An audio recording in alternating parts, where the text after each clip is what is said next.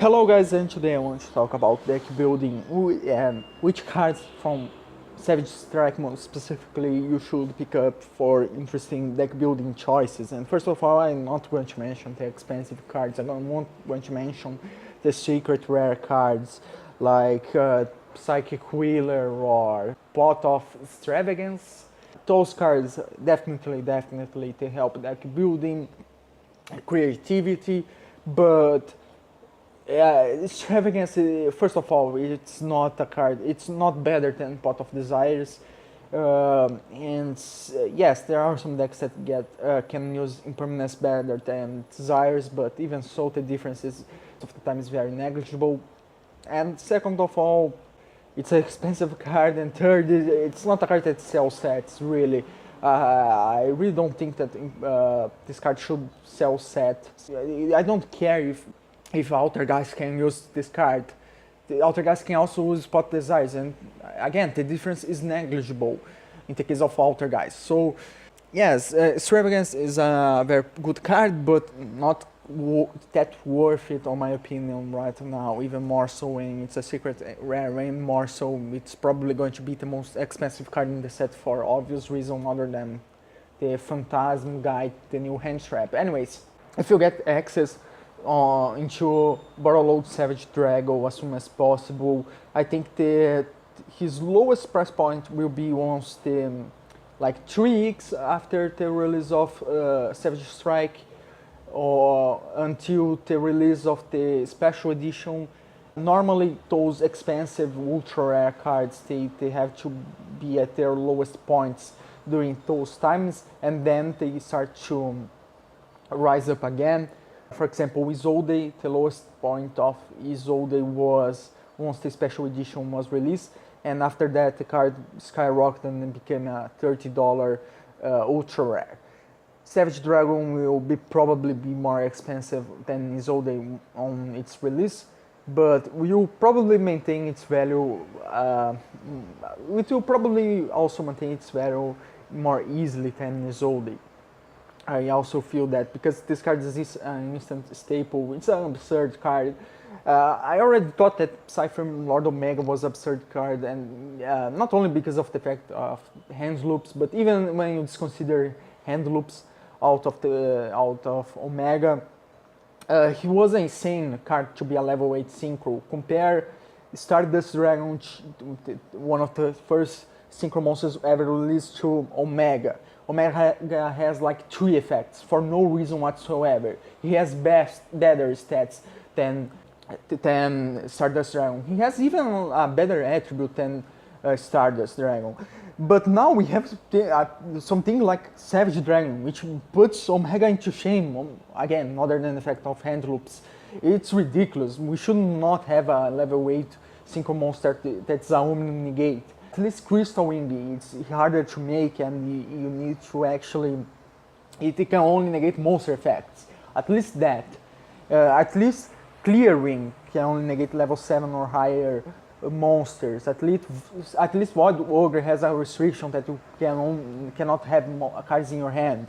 But Savage Dragon has no restrictions whatsoever. This card is ridiculous, it's absurd, it's retarded. It's one of those cards that I think this one is the most retarded Borrowload monster that got released, and that's saying something, because Borrowload and Borrowsword are very, very retarded, but this one is... Why? The game didn't need a generic level 8 synchro. This only promotes degeneracy into the game, only promotes people like doing those crazy boards, and yes, I don't think that combo decks are necessarily bad. At least make them somewhat fair. Crystal Wing is a fair card because you have to work to get into Crystal Wing. Savage Dragon is not a fair card because it's extremely easy to access him. But anyways, this video is not about Savage Dragon being a balanced card or not. It's a very powerful card, and you should definitely pick it up if you have the opportunity. If you pick on the sneak peek, hold it. It will be worth it. It will rise up on price. It's one of those cards that I feel that people will kind of underestimate. The next card is Neos Fusion. And Neos Fusion, yes, it's very good on the Neos deck, is a free fusion, but I think it's also a card that has potential on slower decks. And yes, most decks nowadays, they aren't slow, they aren't like normal summon monster, set 4, pass. If you're playing one of those decks, you're probably going to lose, unfortunately. But I still think this card it's kind of cool. It's a quite a cute card to have, because it has potential on those decks that don't special summon a lot, that are like normal summon monster and set 4 pass. Yes, you had other cards that also are one card boss monsters, things like the Alistair, the Invoking Engine, or the Wind Witches, or Shadows. Those cards also give you free Mechabas, free Crystal Wings, free Windas, for no reason whatsoever. And yes, they also had probably restrictions that weren't so tight as not being able to special summon for the rest of the term. But I still think this card is quite cool. You can still have access to some very powerful monsters. Rainbow News. Rainbow News is an insane card, and this card is a one card in Rainbow News for no reason whatsoever. Yes, you have to play Elemental Hero News, but every one of those engines, they require you to play Garnets. Every Shadow monster is a Garnet. Every Shadow monster in the main deck is a bad card. Not even a Shadow deck wants to draw into their Shadow monsters. Really, they don't like it. The Wind Witches, you don't want to draw into Glassbell and Winterbell, if I'm not wrong. Winterbell or Snowbell, I don't know the names. Anyways, the level 1 and the level 4 monsters, you don't want to draw into those monsters. They are essentially Garnets. So, again, compared to Neos Fusion that you have to play like 2 Garnets, it doesn't look like a totally horrible thing. And again, Shadow Fusion, you have to play a Shadow Monster, which Shadow Monsters are not good to draw. They are awful, they are worse than Garnets. Not even the Shadow deck likes to draw into Shadow Monsters. And you also have to play a target that you most likely will have. Like, it's not hard to have a dark target in your deck, by the way. But even though those cards they give you monsters that you could argue they are more powerful overall and have less restrictions, I still think this card is kind of cool, still has some potential on the future, because you can have access to some kind of cool fusions, again, like Rainbow News. Aquamarine News is one that I don't know if you can summon him, but it would be very cool if you could, because this card says that you can use materials from the deck, so I don't know if it refers to main deck or extra deck or both. I suppose only main deck, but if it was both, it would be kind of cool to get the Aquamarine News, which essentially takes a card from the opponent's hand. Yes, it's just a beat stick, but at least it's something cool. And again, you have to play less Garnets, I suppose.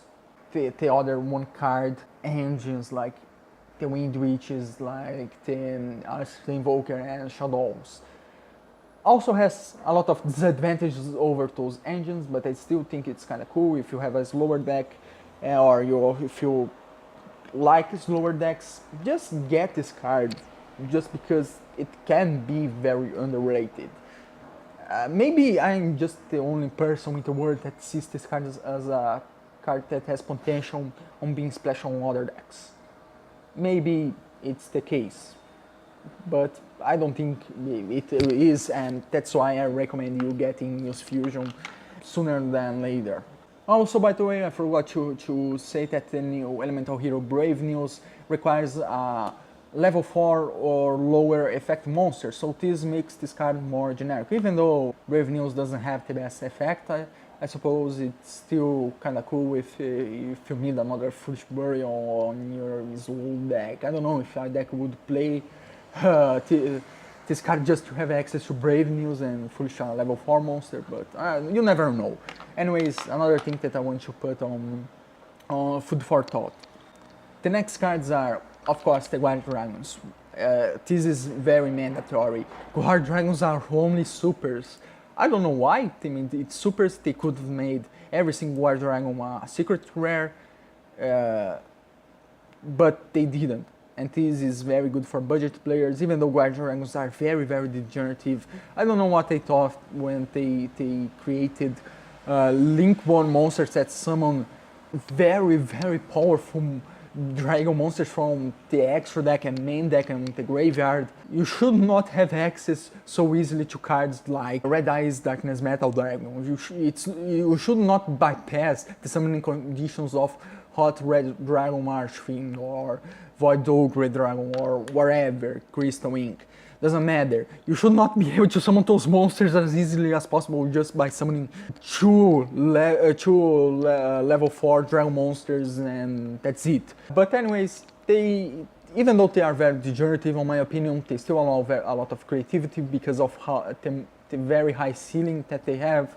Their only restriction is if you're starting the Guard Dragon part of your combo, you cannot special summon other monsters that are not dragons. But if you link those Guard Dragon monsters after you special summon Darkness Meadow or Hot Red Rising Archfiend or whatever monster you're playing, you can continue on special summoning a lot of monsters. Again, they are a creative card and it's very cool for budget players that you have access to Guard Dragons as a super rare. So there's no reason whatsoever on why you should not have at least one copy of each Guard Dragon because they are very powerful. They can have a lot of potential in the future of being used on combos, on random deck. A lot of people thought that Rusty Barge, for example, would not be played, but the card is insane.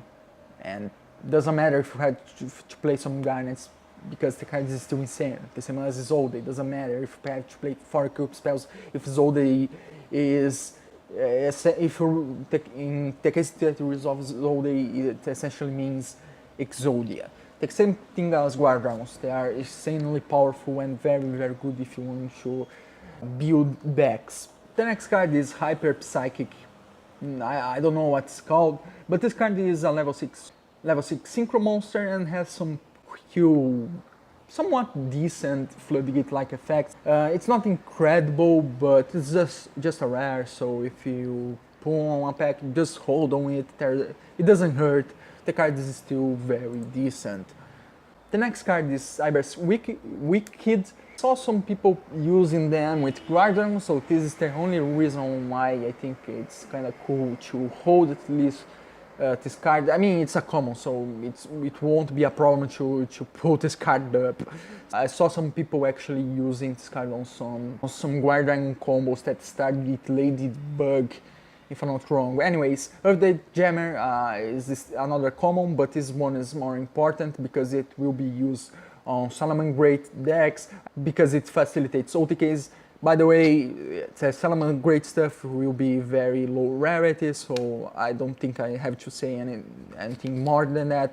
The deck is insane, it will be a structure deck, and the cards are very easy to access, the ones that aren't on the structure deck. So you won't have a problem on getting Sunlight Wolf, for example. Hint the Fire Charmer is common again, and it's another generic Fire Link monster, maybe not as good as the Fire Mrs. Radiant, but still kinda cool. It can special summon a Fire monster from the opponent's deck, graveyard, so it can also search a card if it's destroyed by opponent's card effect, so it's just a common, and Konami will probably release the other Charmers as Link monsters as well.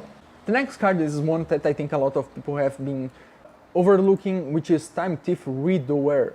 It's just a common again, but I actually like this card a lot because this card is essentially, don't get me wrong, it's not as the same level of power of Psyphim Lord Omega, but it somewhat has a similar effect in the case that you can detach up to 3 materials, and you most often will have a monster as a material because it is an XC monster, and then you can banish this card until the end phase.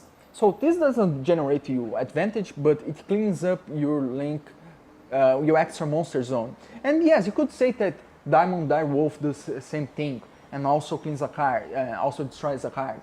Yes, we could say that, but Diamond Dire Wolf is only useful going second, and overall I think that I kind of like this card. It cleans. I feel that this card can be used as the same purpose as Psyframe Lord Omega was used on Pendulum Magician decks on the beginning of the Link era. Yes, we have more Link monsters, so a lot of decks aren't so restricted, so they don't rely so much on like summoning Psyframe Lord Omega just to be able to summon monsters from the extra deck. And it's just a common, it's a generic rank 4, so those are always good to have. X's are my favorite mechanical anyways, so I'm very biased. And I like this card just because it's a rank 4.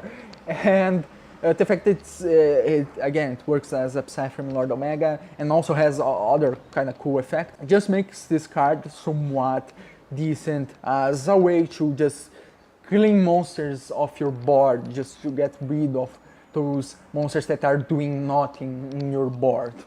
Next card is the new Cyber's Quantum Dragon. I don't know what's the name of the card. Anyways, the new Synchro Monster level 7. It's very similar to Catastor. The first effect is awful, it's related to Cyber, so you know it's awful. But the second effect, it's essentially, when this card battles a monster, you can bounce the monster, the opponent's monster, so this is very cool. This is why, it's just it's just a ultra rare, but it will be probably a more cheaper ultra rare compared to Savage Dragon, for example. And finally, I want to mention the Guerre Dragon Trap card. I don't know if this card already has its rarity confirmed, but I suppose it will be a common, and it's essentially, this card is essentially that card for Winged Beast that tribute a Winged Beast to destroy 2 cards. So yes, those types of trap cards have been good for quite a while, but I suppose it will be a common, so why not? Dragons are very powerful, and a lot of dragons like to be in the graveyard.